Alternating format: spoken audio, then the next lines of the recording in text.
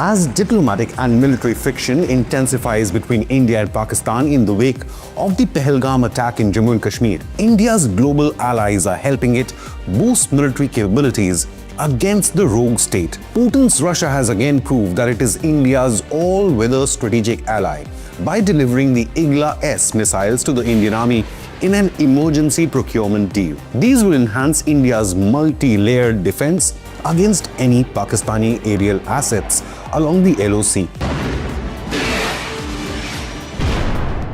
A source told news agency ANI, quote, "These are now being rushed to the forward formations for countering threat posed by enemy fighter aircraft, choppers and drones on the borders," unquote. Meanwhile, even the United States of America has also approved military sales over $130 million to enhance Indian Navy's strategic advantage over the Pak Navy.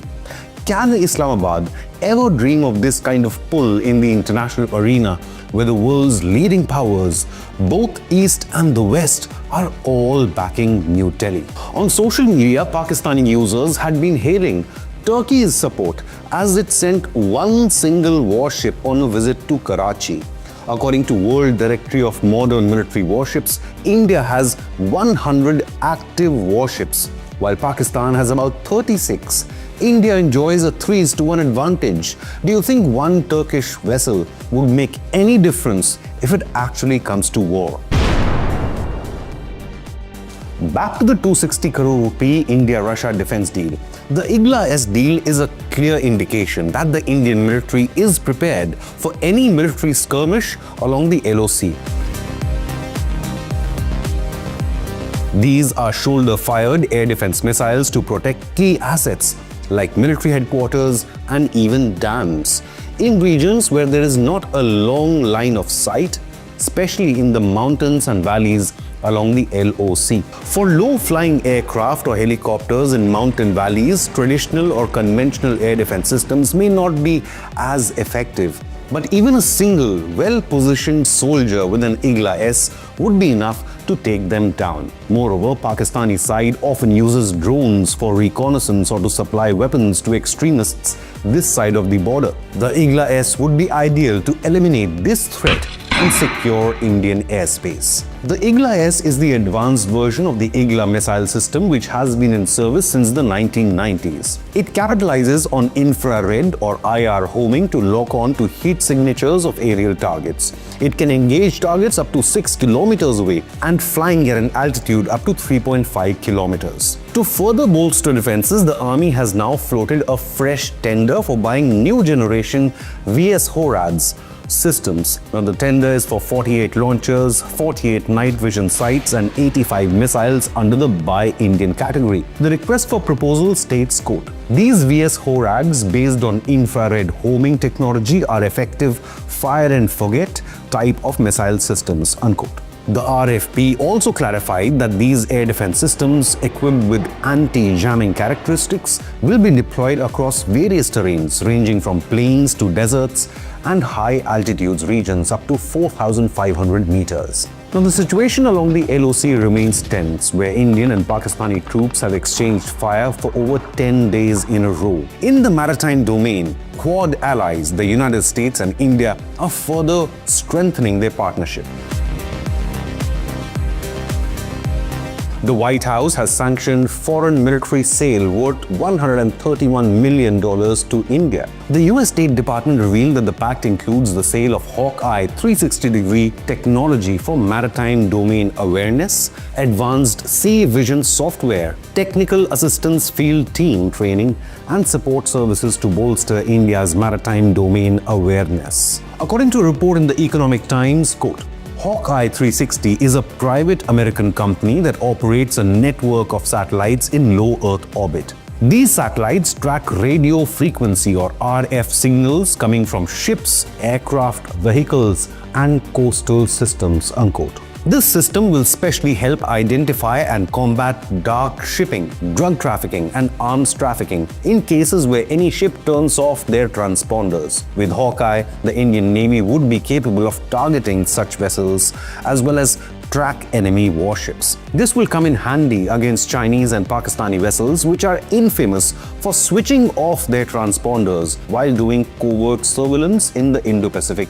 They will now be picked up in the satellite data through any voluntary or involuntary radio frequency emissions. Further increasing India's domain awareness in the Indo-Pacific region, the Hawkeye will ensure freedom of navigation and security in the hotbed of conflicts.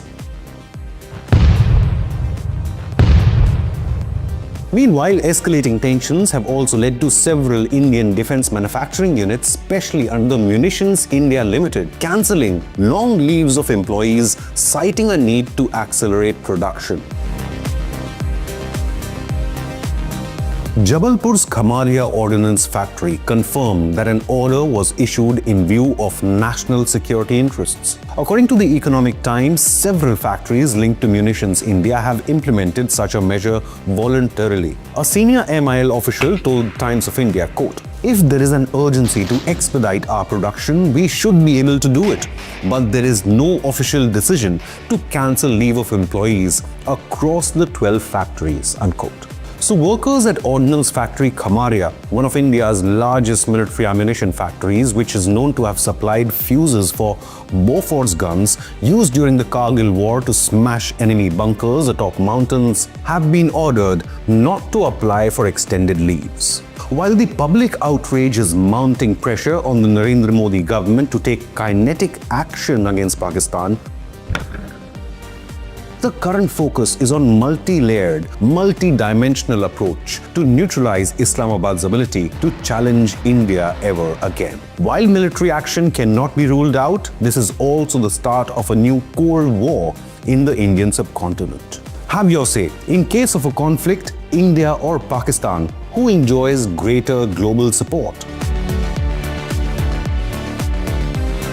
India has successfully tested a crewless 30mm turret for its futuristic infantry combat vehicle or FICV, capable of operating in varied terrain types including high-altitude areas such as Ladakh, along with sandy deserts. The turret adds combat capability, situational awareness, and vehicle survivability with less risk to soldiers. Its ability to be remotely operated enables command from inside the protected vehicle or even a remote command post, reducing crew exposure to hostile fire. The turret mounts a 30mm main weapon, an anti-tank guided missile launcher, and sophisticated sighting systems, providing accurate engagement against diverse threats. Swedish defense giant Saab is aggressively marketing its Gripen E fighter aircraft for India's multi-role fighter aircraft or MRFA program, highlighting its distinct split avionics architecture. This enables quick integration of Indian-developed weapons such as the Astra air-to-air missiles, Rudram anti-radiation missiles, and BrahMos NG, improving flexibility and minimizing integration time. Saab also provides a 100% transfer of technology, including local manufacturing and sharing of key source codes, in line with India's Make in India initiative. The Gripen E also has advanced sensors, 93% mission-capable rate, and NATO standard compliance, ensuring that it is interoperable with current Indian systems. Leave a comment with your opinion, hit the like button, and subscribe to InConnect News.